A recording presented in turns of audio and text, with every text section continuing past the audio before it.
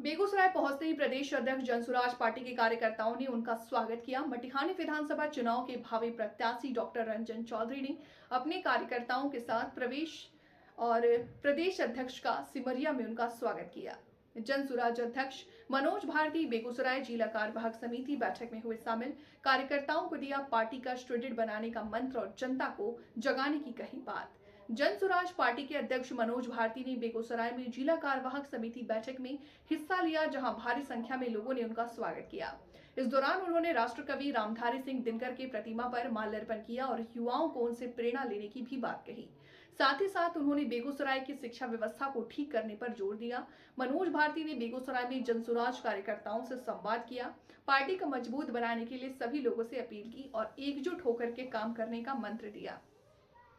इस दौरान उन्होंने सभी कार्यकर्ताओं से मुखर होकर के बिहार की राजनीति में बढ़ते भ्रष्टाचार पर बात की और कार्यकर्ताओं को नसीहत दिया कि जनसुराज ऐसे लोगों की तलाश कर रहा है जो भ्रष्टाचारी न हो, जनता की सेवा को अपना मुख्य उद्देश्य माने। जनसुराज अध्यक्ष मनोज भारती ने बताया कि जनसुराज पार्टी की लड़ाई किसी से नहीं है, हम जनता को जगाने निकले हैं और ये लड़ाई हमारी और अपने आप से है। हम अपना संदेश जनता तक किस प्रकार प्रभावी रूप से पहुंचा सकते हैं। वह इस कार्यक्रम में उनके साथ जनसुराज के प्रमुख नेता आनंद मिश्रा और रामबली चंद्रवंशी भी मौजूद रहे। कार्यक्रम के बाद अध्यक्ष मनोज भारती ने जनसुराज के नेता रहे शिवचंद्र महतो के घर जाकर उनकी पत्नी और बच्चों से मुलाकात की। बता दें कि शिवचंद्र महतो का हाल ही में दिनों में संदेहास्पद स्थिति में मृत्यु हुई थी, जिसे लेकर मनोज भारती के परिवारजनों को हर संभव मदद देने की बात कही। और बताइए अब मुख्य रूप से अभी जो कार्यक्रम है उसमें क्या निकल कर आए, किस तरीके से आपकी तैयारी आने वाले चुनाव? ये अध्यक्ष होने के नाते ये मेरी पहली विजिट है और यहाँ पर बेगूसराय में हमारे जो जितने भी कार्यकर्ता हैं उनको जनसुराज का संदेश पहुंचाना, आगे की कार्रवाई के बारे में बात करना और कैसे हम अपना संदेश जनता तक और इफेक्टिवली और जल्दी पहुंचा सकें, इसकी योजना बनाना, यही हमारा यहाँ आने का उद्देश्य है। यहाँ पर क्या और सदस्य बढ़ाने का इस तरीका का भी कोई प्रोग्राम होता है? क्या बढ़ाने का? सदस्यता और बढ़ाना और लोग ऑफ कोर्स हर जगह हम चाहते हैं कि हमारे संदेश को हर घर, हर परिवार, हर आदमी, हर औरत तक पहुंचाया जाए। उसमें मुझे लगता है कि कुछ और काम करने की जरूरत है और उसके लिए हम अपनी स्ट्रैटेजी बनाएंगे। जो लग रहा है आपको कि सर आने वाले जो चुनाव है उसमें जनता जो है आपकी कैसे लग रहा है? वो इसलिए कि जनता 40 सालों के कुशासन से त्रस्त है, ऊब गई है और नया रास्ता चाहती है। अभी तक उनके पास कोई विकल्प नहीं था, अब उनके पास एक विकल्प आ गया है जनसुराज के रूप में।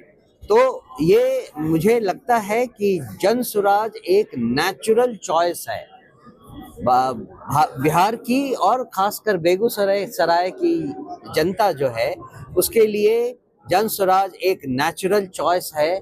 अगले चुनाव में मुझे पूरा विश्वास है कि जनसुराज की बात, जनसुराज का संदेश यहाँ के लोग समझेंगे और अपना आशीर्वाद हमें देंगे। सर बिहार में मुख्य रूप से बेरोजगारी और जो शिक्षा लेकर एक समस्या जी, उसको लेकर आप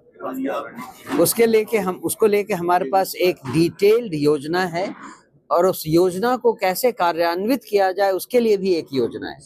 ये सारी चीजें डिटेल में फरवरी महीने में हम पार्टी की तरफ से अनाउंस करेंगे। जो हमारा विजन डॉक्यूमेंट है उसमें आपको सारी की सारी चीजों, स्ट्रैटेजी और सारे प्लानिंग के बारे में पता चल जाएगा। मेहनत के बाद में बिहार में चुनाव हुआ था, 5 सीटों पर जनसुराज के मेंबर चुनाव लड़े थे, लेकिन फिर भी हार का सामना करना पड़ा। क्या ऐसी कमी रह गई? 4 ही सीट थी, 5 नहीं था।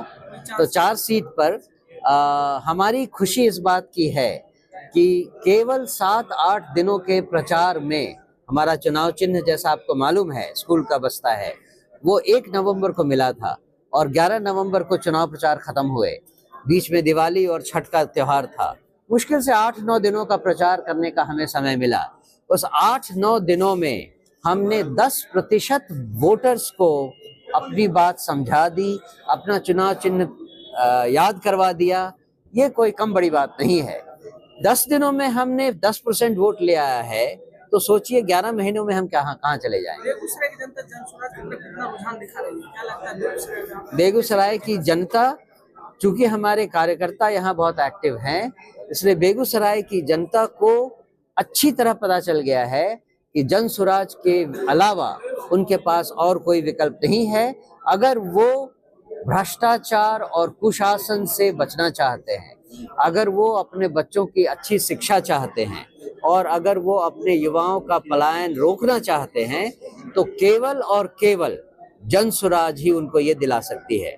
नहीं तो पिछले 40 सालों की तरह उनको अगले कुछ सालों तक और भी इसी तरह से झेलना पड़ेगा इस कुशासन को, इस गंदे सरकार को। ये सरकार वर्तमान में एनडीए की सरकार है, तो उसमें क्या शासन में क्या देख रहे हैं, क्या उसका फैलियर आप देख लीजिए, कहीं कुछ काम नहीं चल रहा है। आप कोई भी काम करवाने किसी भी सरकारी दफ्तर जाइए, बिना घूस के काम नहीं होता है। गांव में चले जाइए, कोई स्कूल नहीं काम कर रहा है, बच्चे इधर उधर दौड़ रहे हैं बिना किसी पढ़ाई लिखाई के। युवा जो हैं वो सारे के सारे गांव खाली हो गए हैं। जो युवा बेटे हैं, पति हैं, वो सब बाहर चले जाते हैं 10,000 12,000 की नौकरी करने